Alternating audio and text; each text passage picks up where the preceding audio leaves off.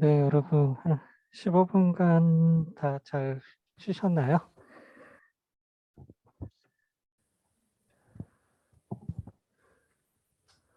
그래서 윤리론과 생명윤리는 어떤 관계인가를 비유적으로 설명한 말이 생물학과 의학 관계 모델과 같다라고 비유적으로 설명을 해요. 그래서 윤리론과 생명윤리 관계는 생물학과 의학과의 관계와 유사하다라고 설명을 하고 있고요. 생물학을 모르면서 실제적인 기술을 가지고 자동차를 정비한다는 그런 기분으로 환자를 대하는 의사는 일반적으로 실용적인 일을 할지는 모르지만 그렇지만 이 의사는 관련된 학문을 알고 행하는 의사만큼 좋은 의사는 아니다라고 비유적으로 설명을 하기도 해요. 네. 그래서 여러분 이제 생명윤리가 어떤 거다라는 거는 이제 좀 아실 수 있을 것 같아요. 처음 이제 첫 주차에 뭐 생명공학과나 이런 유사한 과에 다니는 학생들이 아니고는 좀 모를 수 있을 텐데요. 이제 한 4주 정도 수업을 하고 하니까 이제 조금은 알 수 있을 것 같아요. 네.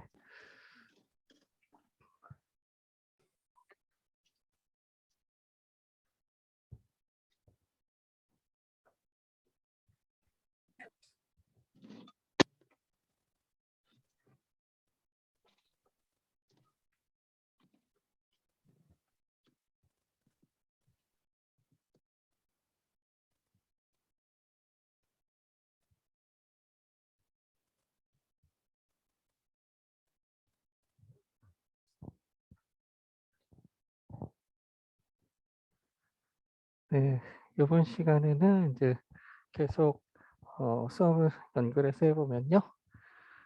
생명윤리 문제를 해결하기 위해서는 다양한 접근법이 있고 이렇게 다양한 접근법들이 있어요. 그 중에서 이제 우리 직접 적용 모델 방법도 봤고 사례 적용 접근법도 확인을 했죠. 그 이외에 또 다양한 접근법들을 보면은 종교적 접근법과 비종교적 접근법 이렇게 크게 두 가지로 나뉠 수 있어요. 종교적 접근법 하면은 뭐 로마 카톨릭 생명윤리학도 있고 유대교도 있고 기독교도 있고 다양한 종교적 접근법이 있는데 우리는 가톨릭 종교적 접근법을 한번 보려고 하거든요. 그래서 뭐 기독교는 뭐 저도 기독교인이지만 기독교 되게 파가 많죠. 네, 장로교도 너무 복잡하더라고요. 교회 다니는 학생들이 있어요. 장로교도 뭐 예장이 있고 합동이고 막 그래요. 예장인 것 같아요. 감리교도 있고 침례교도 있고 뭐 성공회도 있고 되게 분파가 많아서 언어 생명윤리 쟁점에 있어서 이거다라고 이렇게 말하기가 굉장히 어려워요. 기독교는. 근데 이제 가톨릭은 로마 카톨릭을 중심으로 해서 이제 통일되어 있죠. 전 세계적인 카톨릭 뭐 교회뿐만 아니라 병원에서도 똑같은 지침을 쓰고 있거든요. 그래서 여기 가톨릭이 아무래도 역사도 길고 생명윤리뿐만 아니라 생명의료 이쪽에서도 가장 논의가 먼저 제기가 되고 그 역사가 길기 때문에 그래서 단일한 이런 주장을 할 수 있는 걸 보여줄 수 있기 때문에 가톨릭 종교적 접근법 중에서 가톨릭 생명윤리를 보려고 하는 거예요. 그 이외에 비종교적 접근법은 이제 종교 이외에 생명윤리 학자 한 사람 한 사람마다 생명윤리 문제를 어떻게 해결해 나갈 것인가에 대해서 다 고민하고 각자가 개발한 도구들이 너무 많아요. 그래서 생명윤리 학자들마다 한 사람 한 사람마다 다 있다고 할 수 있을 정도로 아주 다양하거든요. 그래서 그런 학자들을 다 볼 수는 없고 그중에서 요런 것이 좀 도움이 되겠다라는 것들을 이제 뽑아서 공부를 할 거예요. 그래서 이번 시간에는 이제 종교적 접근법 중에서 가톨릭 생명윤리학에 대해서 공부할 텐데요. 네. 뭐 우리가 한 주차 분량으로 가톨릭 생명윤리학을 다 공부할 수는 없을 것 같아요. 그래서 이번 시간하고 한 다음 주 시간 정도까지는 할애해야지 가톨릭 생명윤리학을 다 공부하고 그리고 중간고사 볼 것 같아요. 우리 한 명 학생이 질문한 학생이 있어서 우리 시험 대면으로 볼 것 같아요. 근데 우리 120명이잖아요. 여기 120명 클래스 다 사회적 거리두기 하나씩 띄고 못 앉을 것 같거든요. 여기가 150명 들어가는 강의실이라고 하더라고요. 제일 큰 데가 니콜스관 301호인데 거기서 의료법 강의를 하는데 거기 200명 강의실이라고 하더라고요.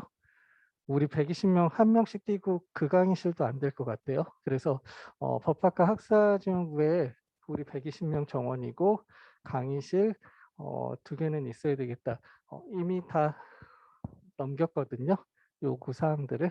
그래서 아마 배정이 될 것 같아요. 그래서 아마 제 생각으로는 2개 반으로 분반해서 시험 보지 않을까 해요. 그래서 시험 감독은 제가 하죠, 제가.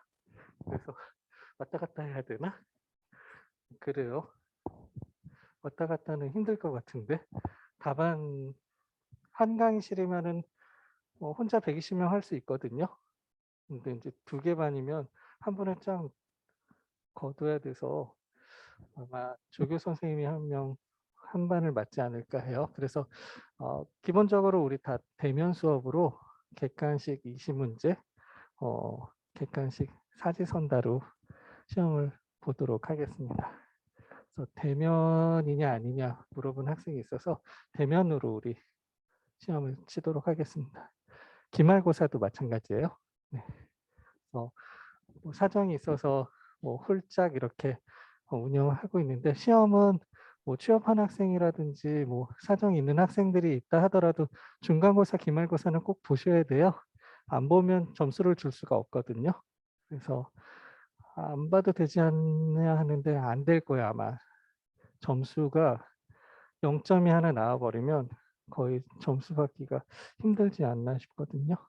그리고 4번 빠지면 안 되시죠. 근데 여러분 다 빠진 사람들이 거의 없더라고요. 네, 맞습니다. 그래서 가톨릭 생명윤리학은 뭐 이제 의학기술의 발달에서 제기된 윤리적인 물음에 대해서 의료 현장에서 제기된 수많은 물음에 대해서 딜레마에 빠진 상황에 대해서 여러 해결책으로 다양한 입장과 이제 방법론을 이제 논의하게 됐는데 그래서 생명윤리에 관한 문제를 해결하기 위해서 다양한 접근법이 있다고 말씀을 드렸죠. 그래서 이번 시간에는 종교적 접근법과 비종교적 접근법 중에서 종교적 접근법, 그 중에서도 가톨릭 생명윤리학에 대해서 공부하려고 하는데요. 가톨릭 생명윤리학은 로마 가톨릭 도덕신학의 한 가지 두드러진 특이한 접근법은 토마스 아퀴나스의 자연법 사상이에요. 그래서 여러분 자연법 사상 뭔지 우리 법학과 학생들은 조금 알려나요? 법학과 학생들 중에서도 3, 4학년 고학번들이 거의 없더라고요. 의료법은 75명 중에 한 44명이 법학과 학생들인데 다 고학번이에요. 1, 2학년들이 없더라고요. 근데 다른 대학도 마찬가지예요. 성신여대 같은 경우에도 이제 학생들 추이를 보면 거의 4학년 2학기, 제일 어린 학생이 3학년 1학기예요. 근데 제가 쭉 보면은 다 그래요. 고려대학교 같은 경우에도 의료법 개설이 3학년이나 4학년 타겟으로 개설이 되기 때문에 의료법은 좀 고학번들이 많이 듣고 생명윤리라든지 생명윤리학 법은 좀 저학년들이 많이 들어요. 1, 2학년 학생들이. 간호대학도 다 1학년 학생들이 듣거든요. 이제 커리큘럼이 예전에서 좀 많이 바뀌어져서 4학년 커리큘럼이 1학년으로 바뀌어서 그래요. 그래서 자연법에 대해서 뭐 로마 카톨릭은 자연법 사상을 근간으로 하는데 자연법이 뭐지? 라고 해서 여러분 이 자연법이 뭔지 모르고 넘어갈 수가 없을 것 같아서 어, 자연법의 요지는 객관적인 도덕적 진리가 존재하고 모든 인간이 그 진리를 알 수 있다는 것으로 이런 도덕의 제일 원리는 인간 본성 자체에 반영되어 있는 이성에 의해서 발견된다라고 하는데 이렇게 말해가지고는 여러분 모를 것 같아요. 그렇죠? 딱 들었는데 맞아 이거지라고 딱 아는 학생들이 있을까요? 그럼 다음 넘어가도 되는데. 네, 로마 카톨릭은 이제 자연법 사상을 근간으로 하기 때문에 이래서 이번 시간에 법 철학적인 얘기를 좀 해야 돼요. 의료법 수업에서도 우리 의료법 수업 듣는 학생 있나요? 혹시? 오후에? 저번 주에 생명윤리와 법도 수업 듣고 의료법도 듣는 학생이 있더라고요. 요번 오늘 홀수반에는 없나 보네요. 의료법에서도 이론적인 거 수업이 한 주차 분량이 들어가는데 여러분 수업은 오늘이에요. 오늘 법철학적인 기초법학적인 거를 이 자연법 사상을 좀 언급을 해야 되기 때문에 오늘 여러분 어려운 날이에요. 그래도 중간고사 전에 어려운 거 아니어서 다행이죠. 다음 주면 다 못 알아들을 것 같아서 오늘 자연법 사상에 대한 법철학적인 논의를 조금 해야 되거든요. 그래서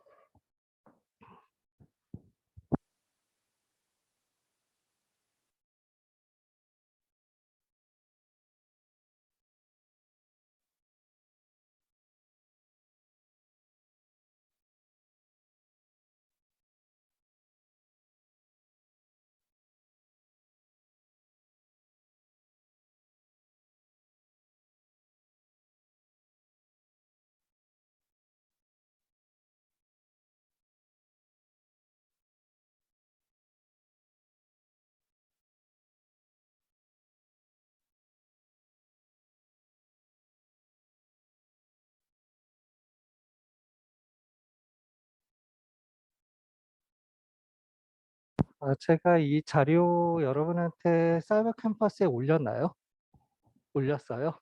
너무 임박하게 올려서 제가 대신에 그 읽는 자료까지 올려드려서 읽으시면서 나중에 다시 한번 확인하시면 또 제 강의가 또 사이버 캠퍼스에 또 올라가니까 한 2번 정도는 들으시면 바로 또 이해가 되지 않을까 해요.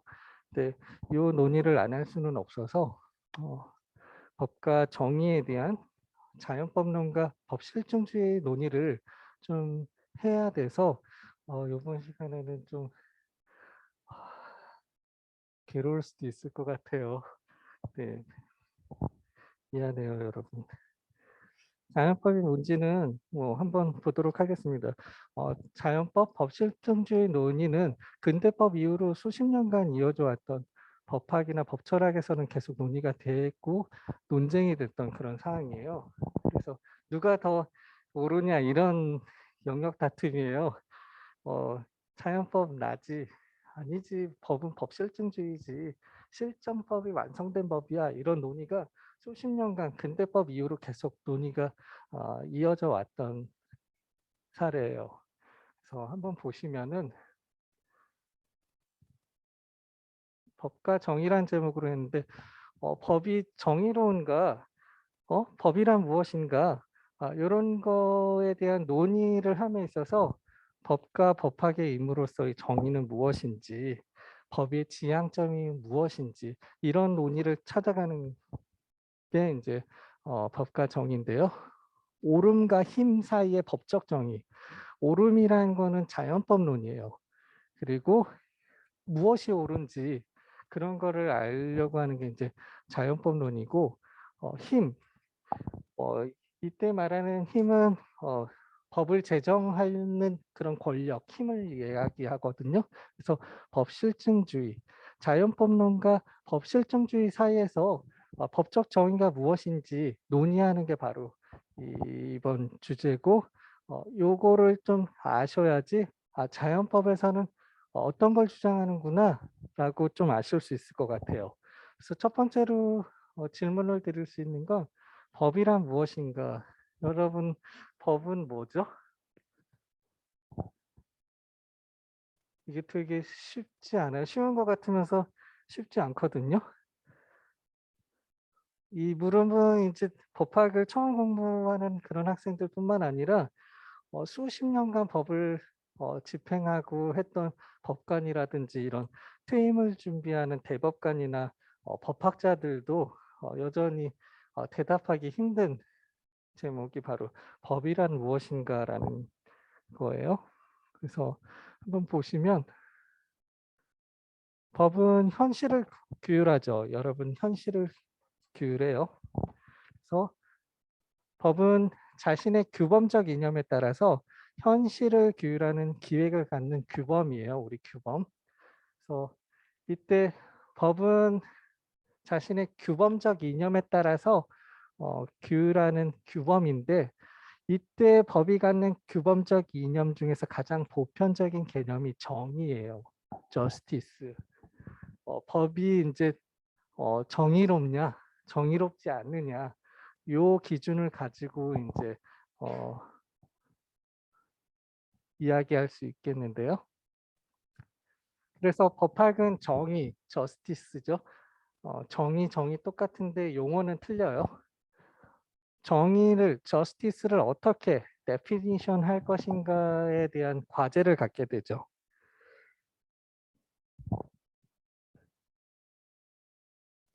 그래서 자연법론을 먼저 보기 전에 법실증주의를 보면요. 법실증주의의 개념은 인간의 공동생활을 규율하는 인간들 사이의 갈등을 해결하는 국가에 의해서 보장된 일반적인 규범의 총체로 정의를 하고 있어요. 그래서 우리 실정법, 지금 현재 국회 상임위 통과해서 실제 시행되고 있는 법들, 이런 법들이 다 실증법이죠. 그래서 실증주의적인 법에 대한 개념 정의는 법실무가들에게는 일상적인 거예요. 그래서 변호사라든지 판사, 검사들은 이 법에 의해서 작동돼야 돼요. 그렇지만은 우리 법이 잘못됐는지 안 잘못됐는지 이런 거 판단하는 건 법실증주의자들은 아니고 법실증주의자들은 지금 현재 시행되고 있는 법이 잘 적용되고 그걸 적용 어떻게 하는 것이냐 이런 거에 주안점이 있는 사람들이에요. 그렇지만 이런 법실증주의자들의 입장에서 보면은 이런 법의 개념 정의는 정의의 실현이라는 법의 고유함을 담고 있지는 못해요. 그래서 이미 존재하는 실정법의 특성을 묘사하는 거기 때문에 예를 한번 보여드릴게요. 법학의 기능적, 사회학적 해석을 보면 법률 요건이 충족되면 예정된 법률 효과가 발생돼요. 그래서 우리 실정법에 어떠한 행위를 뭐 처벌한다라는 그 구성 요건에 충족이 되면 그거에 따라서 어떤 형벌이 가해진다. 형법 250조 1항이 사람을 살해하면 법률 요건을 충족하면 법률 효과 사형 무기 5년 이상의 징역에 처하거든요. 사형이라는 법률 요건에 충족되면 예정된 법률 효과, 사형 무기 5년 이상의 형이 적용돼요. 법의 기능적인 해석이죠. 이러한 기능적인 해석은 이게 정의 실현이라는 이런 걸 담고 있지는 못해요. 그 지금 현재 존재하는 실정법을 묘사하고 있는 것이지. 그래서 예를 하나 보여드리면 형법 307조 1항의 1항, 2항이 명예훼손죄예요. 명예훼손죄 조문을 보면 307조 제1항, 제1항이라고 읽어요. 동그라미 1번 이렇게 안 읽거든요.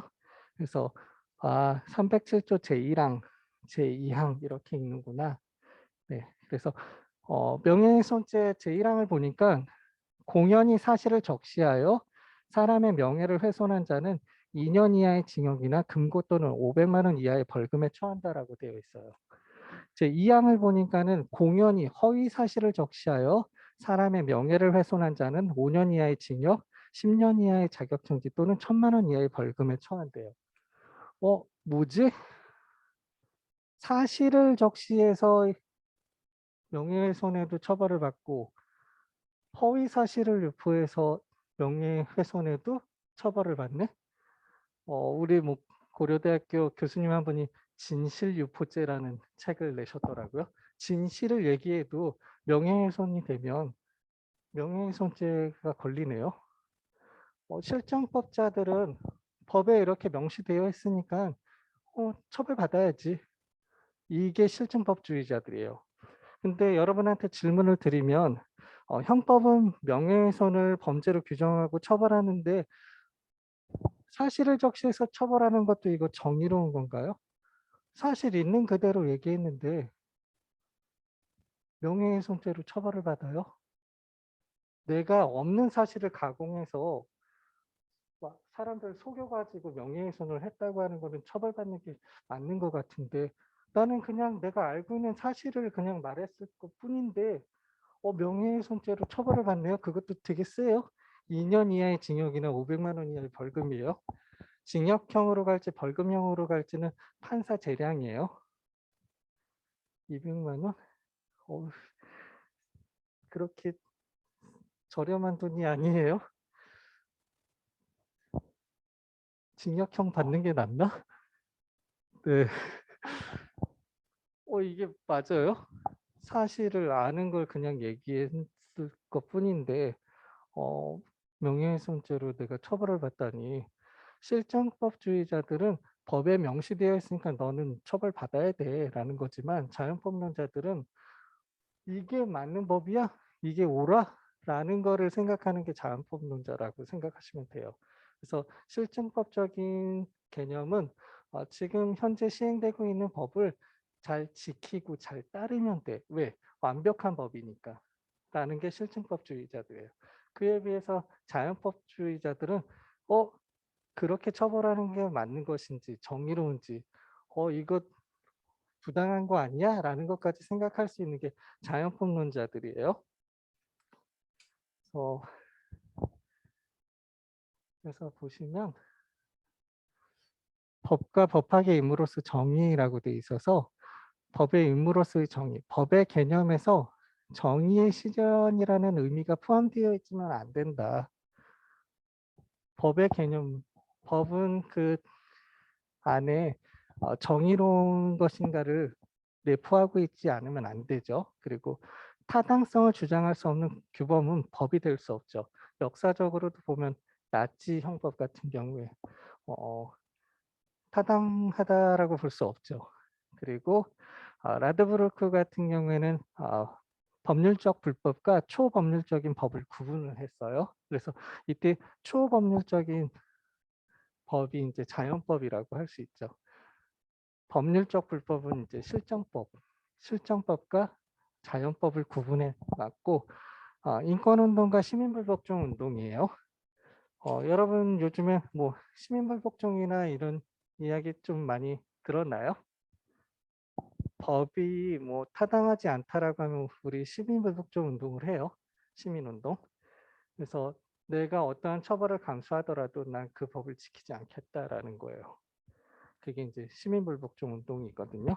그래서 실정 법률이나 판결이 정의를 외면할 때 좀 더 정의로운 내용의 법에 대한 요구가 시민사회에 등장하게 된 게 시민불복종 운동이죠. 그래서 이 요구는 조직화되어 인권운동이나 시민불복종 운동으로 발전을 해나가고 인권운동이나 시민불복종 운동은 법을 더 정의롭게 변화시키는 법의 자기반성적 계기가 되기도 하는 것이죠. 그래서 요즘에는 뭐 인권운동, 시민불복종 운동 되게 활발하게 진행되고 있죠. 법학적 정의론의 임무는 법이 정의를 실현하는 기획을 갖는 규범이라면 법학도들도 정의를 쫓는 학문이어야 한다라는 것이고요. 네, 법학도들도 정의를 쫓아야 되는데 너무 실정법적으로만 매몰되어 있는 것 같아요. 로스쿨 이후로 이런 이 법이 왜 있어야 되는지에 대한 이런 고민보다 실정법 무조건 외워서 변시 합격해서 사회에 나가서 변호사로 활동하면 돼 이런 거죠. 1년 차들도 변호사 1년 차들도 대형 로펌은 다 1억 넘어요. 옛날부터. 네. 그래서 저 아는 후배도 바로 이제 박사 마치고 변호사 자격증이 있어서 바로 이제 1년차 생활하는데 1억 4천 정도 하더라고요. 그러면 세금 떼고 하면 900만 원이 조금 안 돼요. 예, 근데 가톨릭대학교 법학과 교수님 연봉이 얼마죠? 1년차가 5천에서 6천 정도 하는 걸로 알고 있거든요. 변호사 연봉 1년차 1억 4천이면 전국에 있는 법과대학에서 20년 이상 근무하신 교수님들도 1억 4천 안 돼요. 제가 알기로는 1억 4천 되는 대학교가 없어요. 고대 로스쿨 같은 데는 대학원이잖아요. 대학원은 학부보다 연봉이 조금 더 높게 책정되거든요. 제가 알기로는 전국에 있는 법과대학 교수님들 1억 4천 미만이에요. 그러면은 제자가 이제 로스쿨 졸업해서 1년차 갔는데 바로 교수님 연봉 더 높아요. 20년, 30년 가까이 근무하신 분도 1억 4천이 안 되실 거예요. 그래요. 여러분들 다 로스쿨로? 네. 좋네요. 그래서 정의를 쫓는 학문이 아니라 요즘에는 정의 얘기하다 그 얘기가 나네요. 그냥 실정법만 잘 따르면 돼요. 누가 더 실정법 케이스를 많이 아느냐, 그게 옳은지 안 옳은지는 판단하지 않고, 그래서 기본서라고 할 수 있는 책들이 점점 얇아져요. 판례 케이스는 많이 봐야 되니까 늘어나는 반면에 이론적인 것들은 로스쿨 학생들한테 필요한 내용들은 될 수 있으면 빼기 때문에 형법을 예로 들으면은 막 되게 저희 지도 교수님 같은 경우에도 여러분 법학과 학생들 고학번들이 없죠. 형법 강론을 수업을 듣나요?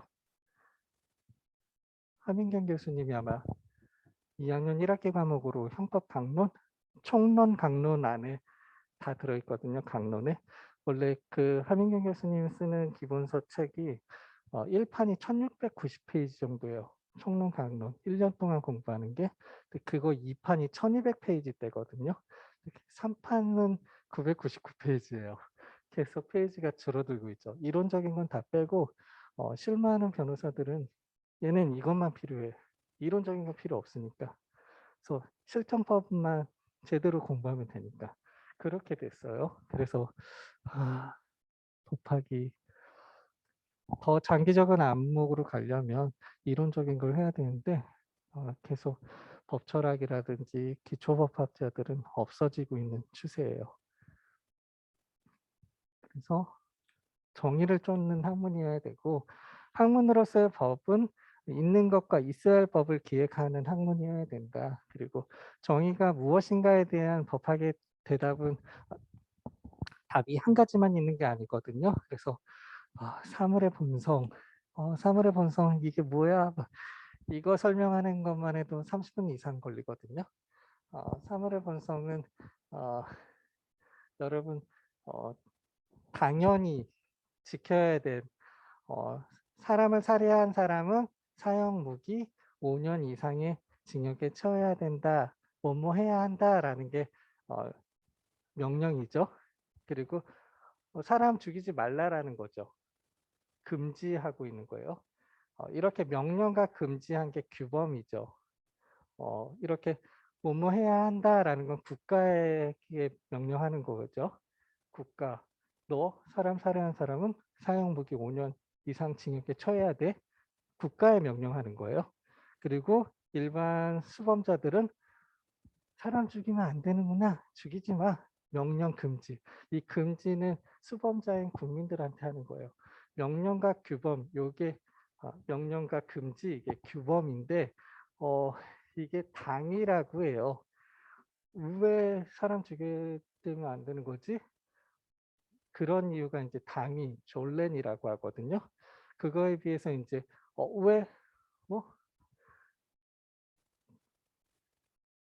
네. 졸렌과 자인, 존재.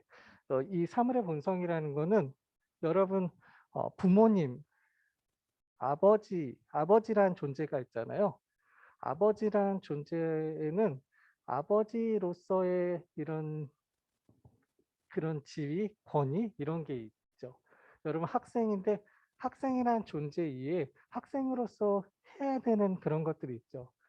수업을 잘 들어야 되고 뭐 선생님 말씀 잘 듣고 초등학생 같은 경우에 뭐 이런 거. 사물의 본성에는 그 존재의 당위가 포함되어 있다는 게 사물의 본성이에요. 제가 좀 간단하게 말씀드리려니까 사물의 본성이 그런 거고 인간의 본성 그리고 정의가 무엇인가 최대 다수의 최대 행복 공리주의 같은 경우에 이익 형량해서 많이 이익 받을 수 있는 이런 게 옳은 거지 그게 정의지 하는 거죠. 그리고 평등 취급 원칙 규범의 보편화 가능성 우리 규범들이 있는데 누구나 다 지킬 수 있게끔 한다는 게 이제 보편화 가능성인데 이것도 힘들죠. 나는 그냥 그거 처벌받을래 라고 하는 사람을 어떻게 할 수가 없어요. 살해하면 안 돼. 사형 무기 5년 이상 징역에 처한다. 너 교도소 가죠 뭐. 와, 형법학자들이 저런 애들은 어떻게 처벌해야 될지에 대한 고민이 굉장히 심한 거죠. 형벌이 두렵지 않은 사람들이에요. 그렇다면 이제 정의란 무엇인지 정의의 문을 마스터키가 있을까요? 정의가 무엇이다. 논의는 굉장히 많은데 뭐다라고 이렇게 마스터키는 없는 것 같아요. 그래서 기독교적인 정의관은 하나님의 이성으로부터 도출된 자연법 혹은 이성법이 있다. 그래서 기독교 쪽에서는 이제 우리 첫 시간에도 말씀드린 것 같이 아담과 하와 에덴 동산에서 선악과 나무를 열매를 따먹고 눈이 밝아졌어요. 네. 그래서 원래 태어날 때부터 법률에 명시되어 있지 않지만 무엇이 옳은지, 그른지, 무엇이 선한지, 악한지 뭔가가 있는데 말할 수는 없지만 무엇이 옳은지, 선한지는 다 안다. 이게 자연법이라고 보셔도 될 것 같아요. 네. 법률에 명시되어 있지는 않지만 우린 이미 다 알아요. 옳은 것들, 선한 것을. 그런 옳은 것, 선한 것이 자연법인 거죠. 그래서 칸트는 정의가는 실천 이성으로부터 정의의 단서를 찾는다. 이성이에요. 칸트는 이성에 의해서 우리는 근데 칸트 같은 사람은 너무 똑똑해서 뭐 IQ가 너무 높죠. 네. 그래서 다 이성이 있다라고 생각해서 다 안다라는데 사람이 보면 다 똑똑하진 않은 것 같아요. 그죠?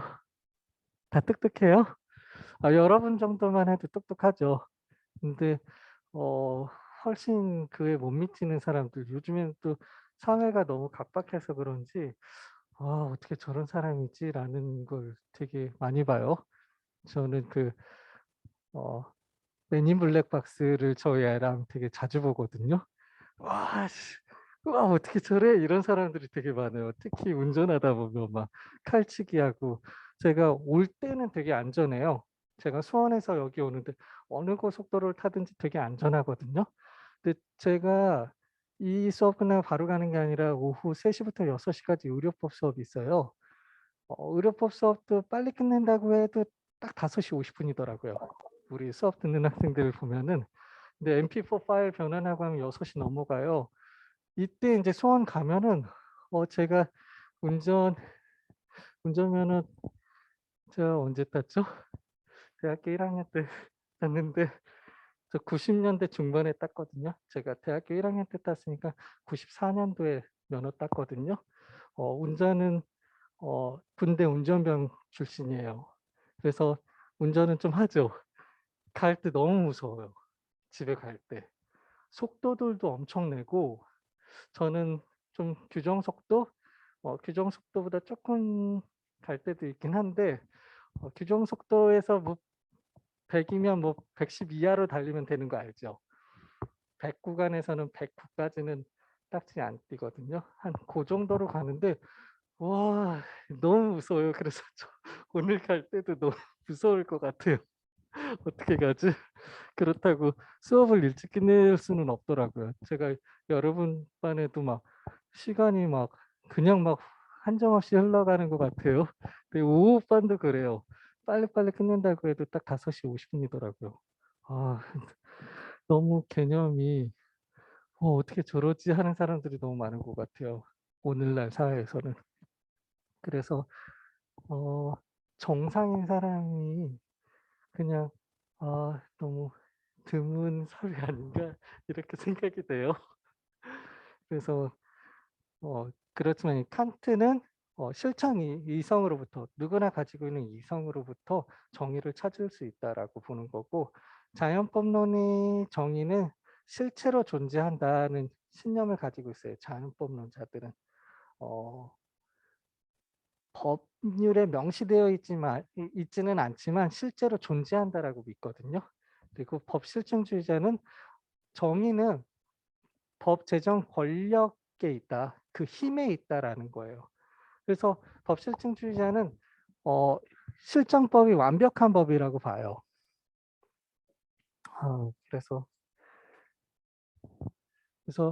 이런 법이 정의로운지 옳은 것인지 이런 거를 논의하다 보니까 자연법론과 법실증주의가 대립을 근대법 이후에는 계속 대립이 있어 왔던 거예요. 그래서 시대에 따라서 자연법이 우위를 가지고 있기도 하고 법실증주의가 우위를 갖기도 하고, 그래서 무엇이 옳은지 요런 거에 대한 무엇이 정의로운지 서로 논의하고 막 대립하고 뭐 "내가 우위네." 뭐 이렇게 한 거죠. 그리고 정의를 논하는 요즘에는 또 자유주의와 공동체주의가 있죠. 개인의 자유를 최대한 보장해 주는 게 이제 정의로운 것이고, 공동체주의는 요즘에 뭐 테러나 이런 것 때문에 자유주의가 많이 밀려나고 테러라는 시민 보호 이런 걸 슬로건으로 해서 공동체주의가 더 위다. 그래서 개인의 자유는 조금 억압받아도 된다 이런 거죠. 그래서 우리가 논의하려고 하는 거는 이 자유주의와 공동체주의는 빼고 자연법론과 실증주의에 대해서 조금 얘기하면서, 자연법론은 뭔가 이 핵심은 바로 다음에 있거든요. 그래서 법적 정의의 출발점은 아까 자유주의와 법실증주의의 대립이 아니라 화해와 조화를 창출해야 된다. 그래서 정의에 대한 논쟁들이 종식될 수 없는 것임을 통찰한다면 답이 없어요. 계속 끊임없이 논쟁만 이루어져 왔어서 법의 정의를 연구하는 법학은 법의 정의는 대립하는 그 둘 사이에 아까 어 자연법론과 법실증주의, 자유주의와 공동체주의 대립이 아니라 대립을 지향하고 화해와 조화를 창출하는 변증의 지속적인 과정 속에서 생성될 수 있다는 점을 뜻하고, 이게 출발점이죠. 그리고 학제적 법학이 요즘에는 많이 이야기되고 있어요. 그래서 요즘에 특히나 가톨릭 대학은 그게 되게 잘 돼 있는 것 같아요. 교수 연구동도 보면 다른 대학들은 보면은 법학과 법학과 교수님 따로 있고 막 과별로 따로 있거든요. 근데 가톨릭 대학은 교수 연구동 가 보면 법학과 교수님 옆쪽에 뭐 회계학과 교수님 뭐 다 합쳐 있죠. 그래서 학제랑 융합이 되게 잘 되게끔 지금 연구동 구성이 그렇게 돼 있는 것 같아요. 법학도 인제 정의를 어 논의함에 있어서 학제적 법학의 정의가 이제 중요하게 되는데, 법학이 어떤 정의론을 세우더라도 그 이론이 보편 타당성을 주장하기에는 어렵다는 점을 알기 때문에, 그렇기 때문에 기초법학, 법철학 같은 거는 스스로 다양한 때로는 새로운 정의 관련 지식들에 개방되어 있어야 하고, 이를 위해서 법학은 다양한 학문들, 신학이라든지 철학, 사회학, 여성학, 뭐 역사학, 문학, 어 미학, 인류학, 정신분석학, 뭐 그 외에도 뭐 통계학 이런 것도 같이 융합하기도 해요. 그리고 이런 통섭의 연구, 즉 학제적 연구를 수행해서 정의를 찾아내야 된다라고 보고 있죠. 그래서 지금 법과정이 2 좀 쉬어야 되는데 쉬지 않고 그냥 진도 나가고 조금 빨리 끝낼 수 있으면 끝낼게요. 저희 수업은 그냥 15분 한 번 쉬고 못 쉴 것 같아요. 50분, 10분, 50분, 10분, 50분, 10분이 아니라 쭉 하고 15분 쉬고 쭉 간다. 이렇게 생각하시면 될 것 같아요. 그래서 오름과 힘 사이에서 이 사이에서의 법적 정의, 오름이라는 것은 자연법론이라고 했죠. 그리고 힘은 법실증주의고 이때의 힘은 법 제정 권력의 권위, 힘 이런 게 법실증주의예요. 그래서 권력 잡은 사람이 법을 만들 수 있죠. 지금 우리나라 국회의원도 의원 300명이죠. 300명 중에 이제 국회 법사위 통과하려면 어느 정족수 이상이어야 되고 법안을 통과하냐 마냐 여당이 뭐 그 이상을 뭐 차지해야지 법안도 쉽게 만들 수 있다라고 하죠. 근데 그렇게 쉽게 만들더라도 우리나라 헌법재판소가 굉장히 잘 되어 있기 때문에 그 법이 통과됐다 하더라도 헌법에 위반된다 하면 위헌법률 심판 청구를 해서 그 법은 헌법에 위반된다. 그래서 효력을 상실할 수도 있거든요. 그래서 집권 여당이 뭐 커서 법을 다 날치기 통과하더라도 우리는 헌법재판소가 잘 되고 있기 때문에 그런 헌법에 위반된 이런 법률들은 언제든지 효력을 상실할 수 있어서 민주적 법치국가에서 잘 운영되고 있는 것 같아요. 그래서 보시면 네, 화장실도 여러분 그냥 편하게 잘 왔다 갔다 하셔도 되세요. 네.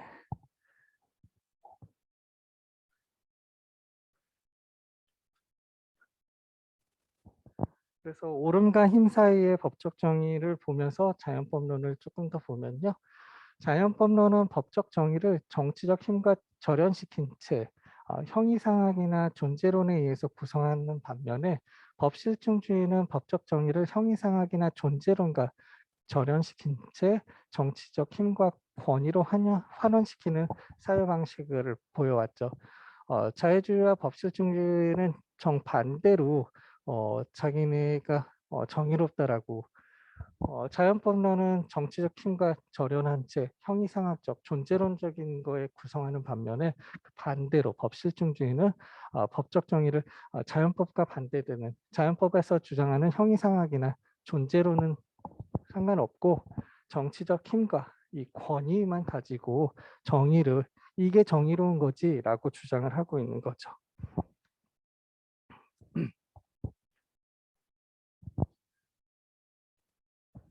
그러면 법과 정의 그리고 힘의 관계를 어떻게 이해할 것이냐에 따라서 자연법론이 옳은 것인지 법실증주의가 옳은 것인지 볼 수 있을 텐데요.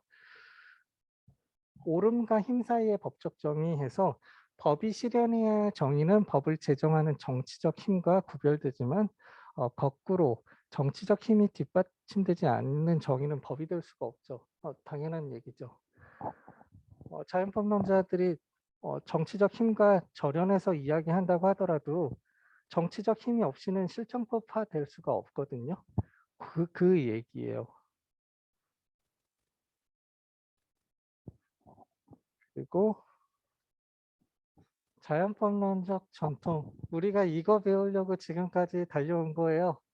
자연법론, 로마 카톨릭의 자연법론을 설명하면서 이거 배우려고 자연법론은 이런 겁니다라고 설명하기 위해서 지금 법과 정의에 대해서 왜 논의가 있었고 그런 논의는 자연법론자들과 법실증주의론자들이 어떻게 주장을 하고 내가 정의네라고 이야기했는데 자연법론의 전통은 자연법은 신적 존재와 질서를 상정하고 그것을 숭배, 모방하는 인류사적 전통 속에 형성돼 왔어요. 그래서 인간 질서는 상위에 놓인 신적인 질서를 따를 때 효력을 가지고 있고 자연적 질서와도 본질적으로 착중돼야 한다는 것이 자연법론의 주장이죠. 네.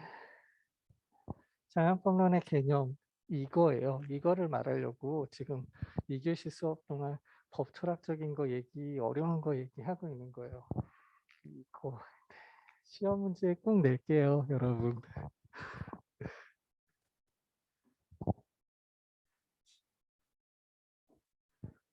자연법론의 전통을 보면은 네, 플라톤과 사도 바울의 교지에서 착안을 해서 자연법론은 이제 세 가지로 구분을 해요. 영구법, 자연법, 세속법 이렇게 구분을 했는데 영구법은 신의 계시예요. 그리고 자연법은 자연의 질서죠. 세속법은 인간의 이성으로 만들어 놓은 지금 현재 실행되고 있는 실행법, 현행법들이 세속법이죠. 이렇게 세 개로 구분을 한 게 자연법이에요. 그래서 자연법론은 이렇게 기독교 철학에서부터 이렇게 영구법, 자연법, 세속법. 그래서 자연법이 지금 이야기하고 있는 자연법이 신의 의지인 영구법을 모방하고 세속법은 이 영구법과 자연법으로부터 우리 녹음하고 있죠? 강의 녹음하고 있나? 녹음 버튼을 안 누른 것 같은데? What? 어떻게 제가 따로 이거 찍어야 되나요? 옥캠으로? 제가 수원여자대학교 저번 주말에 옥캠이 작동 안 돼서 월요일 수업인데 4번 찍었어요. 똑같은 걸. 막 55분 찍었는데 녹음이 안 되는 거예요. 옥캠이. 잠깐만 공유 중지해 볼게요. 기록 중이네요. 다행이네요. 감사합니다. 힘이 나네요. 저번 주말에 그래서 힘이 엄청 안 났어요. 55분 찍었는데 저장이 안 돼가지고 2번을 찍었는데 그렇게 돼가지고 진짜 감사해요. 힘이 팍팍 나네요. 네, 점심이 되게 맛있을 것 같아요. 오케이만 찍어도 돼요. 와! 네. 그래서 자연법의 신의 의지인 영구법을 모방하고 세속법이 영구법과 자연법으로부터 도출될 때만 비로소 구속력을 갖게 되는 관계. 구속력. 우리 얘기했나요?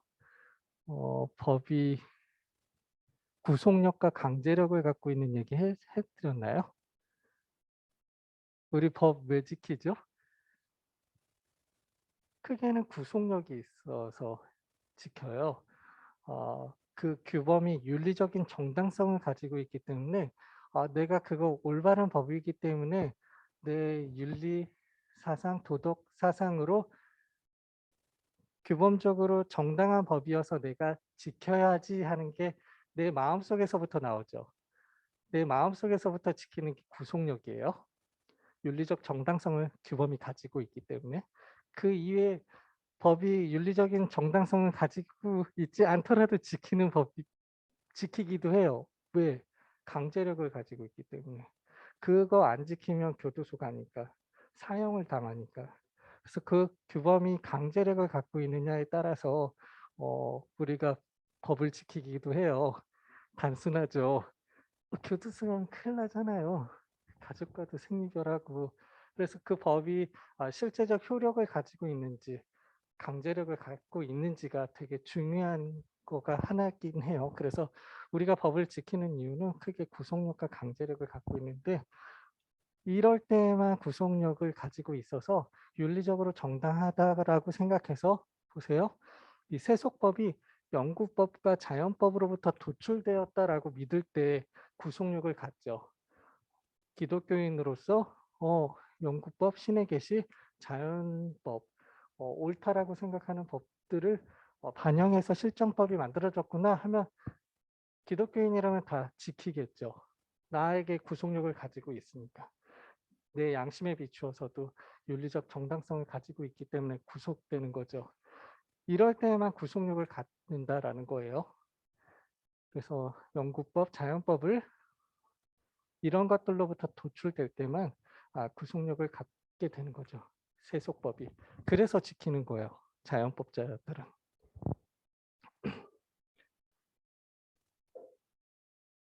그래서 여러분, 아이고, 왜 이게 또 바쁘면 또 안 되더라고요. 근데 안 돼도 마음이 되게 여유롭네요. 제가 여러분들 이거 가르쳐 주려고 지금 법이 정의로운지 응? 자연법론자가 정의로운 건지 법실증주의가 정의로운지 이 얘기 한 거예요. 그래서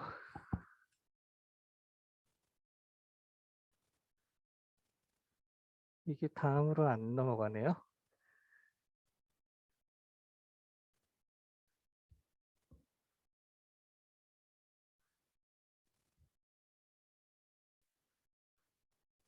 다시 한번 해볼게요.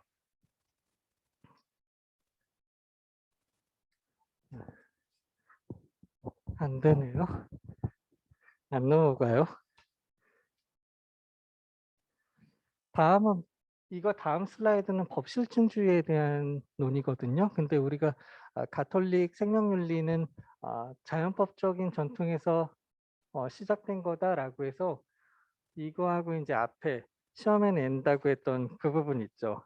자연법론의 전통에서 자연법은 뭐 신적 존재와 질서를 상정하고 그것을 숭배, 모방하는 인류사적 전통 속에서 형성됐고 자연법론의 개념이라고 할 수 있는 인간 질서는 상위에 놓인 신적 질서를 다룰 때 효력을 가지고 있고 자연적인 질서와도 본질적으로 착종되어야 한다.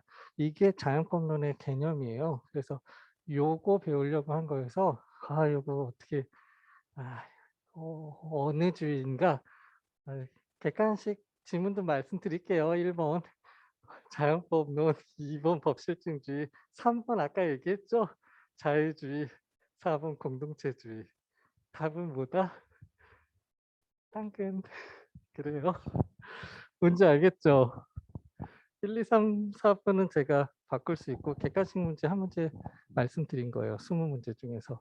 그래서 이 자연법론의 개념이 되게 이거 배우려고 지금 법과 정의가 뭐고 여기까지 2교시, 3교시 끌어온 거기 때문에 여러분 이거 공부하시면 될 것 같고 오늘은 여기까지 수업을 하고요.